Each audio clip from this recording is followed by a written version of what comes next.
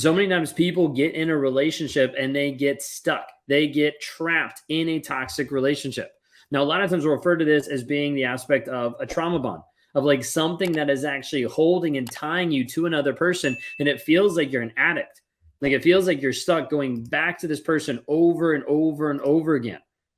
Like this happens to people so often. You say, yes, you are. Yes, absolutely. Like a lot of times people will get stuck in a trauma bond and they will not know, how do I actually get free? How do I actually move forward from it? You see, a trauma bond comes to the aspect of where you're dealing with this piece of you feel addicted to the other person. Like you feel like you have to go back. You feel like you have to interact. You feel like something has to happen. And so many times people get to the place where they are stuck in a toxic relationship. It's like your addiction. Absolutely. It's 100% what it's like. It becomes your addiction. That person becomes your an addiction. When you're with a toxic person and it continues to go, and there's this push and pull, there's this back and forth over and over and over again, you start to get with someone and you're like, wait a second. Like maybe this is what love actually is. Maybe this is who I'm supposed to be. Maybe this is how life is supposed to go. And you start to sell yourself short, oftentimes doing it in the way of cognitive dissonance. Now, you might ask, what is cognitive dissonance? Cognitive dissonance is this concept of holding two opposing thoughts at the same exact time. Okay, two opposing thoughts at the same exact time. So what that looks like is like, wait a second, do I believe the person's words or do I believe their actions?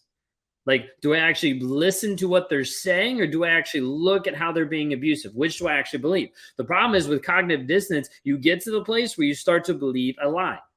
You start to believe a complete fiction. You start to believe a complete fantasy. And it creates this aspect. It creates this new story that you're going to believe, thinking maybe this is reality when reality it's not. Right now, you're in a toxic relationship because of one thing, and that is the story that you're telling yourself.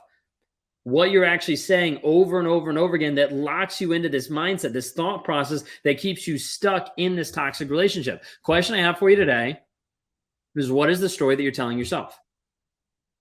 What is the story that you're letting people know, that you're thinking about, that keeps you going back, that keeps you ruminating, that keeps you stuck in a toxic environment? Like that is a huge part of it. Like you get stuck 100%. Are you stuck today with a narcissist, with a toxic person? How many of you are stuck? A big piece of people getting stuck in a toxic relationship is where they start to believe that the person that they're with loves them, that the person that they're with like actually cares about them, that the person that they're with, like that there's good there. And I don't just come out and I'll just preach like, hey, they're all bad, you need to leave. But I preach, hey, look at their demonstration. Look at how they actually show up. You're like, well, I don't know if I should actually leave because I don't know if he's a narcissist or not. End of the day, guess what? It doesn't matter. The label doesn't matter. What matters is what's actually being demonstrated on a day-to-day basis. How is this person actually showing up in your life on a day-to-day basis? Because you might even be at the place where you're like, I just need to know that he's a narcissist. I just need to know that he's toxic. At the end of the day, what you need to know is what is being demonstrated, what is being shown. Some of you saying like, hey, I just got out. Some of you saying 4 months, 30 days, like a bunch of different things. It is so important to be able to get out of the relationship. But then the hard work comes. This is the part that we don't talk about.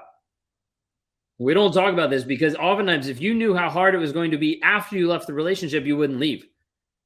You stay stuck. You'd stay with that person because you're like, well, this is going to be better than dealing with the hurt, dealing with the pain.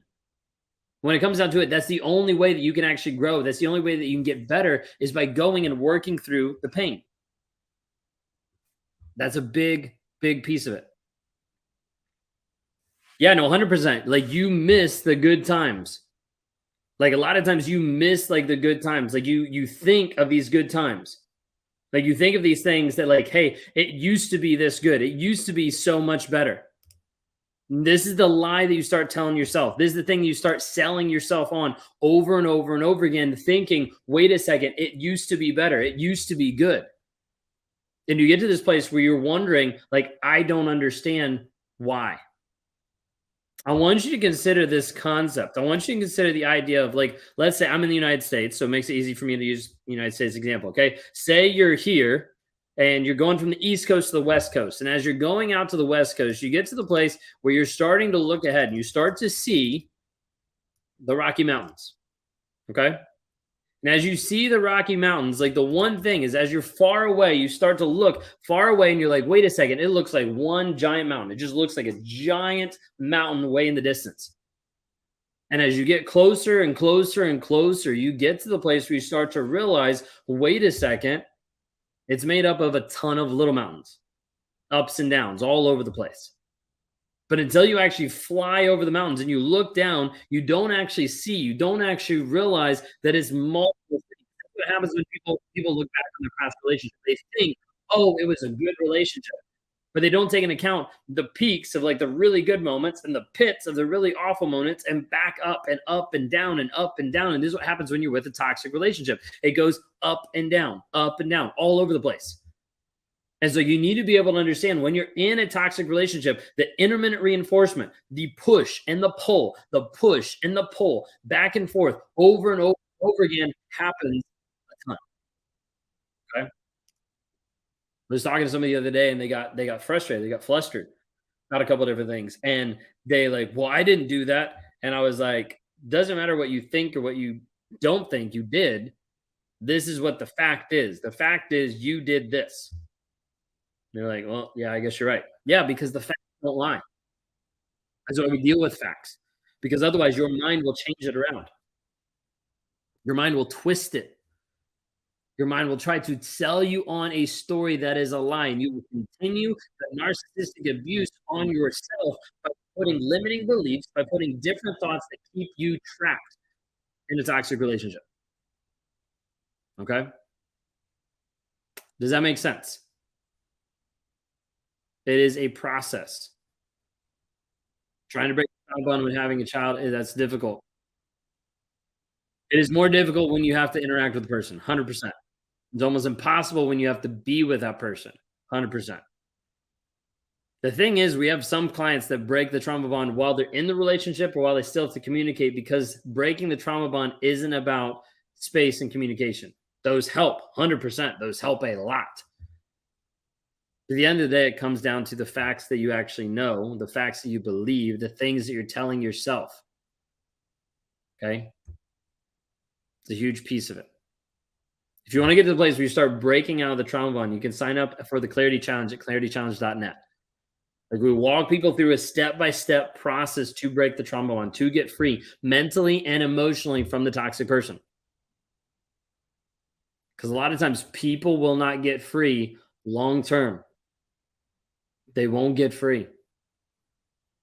They'll keep thinking time will heal this, and it never does. Okay.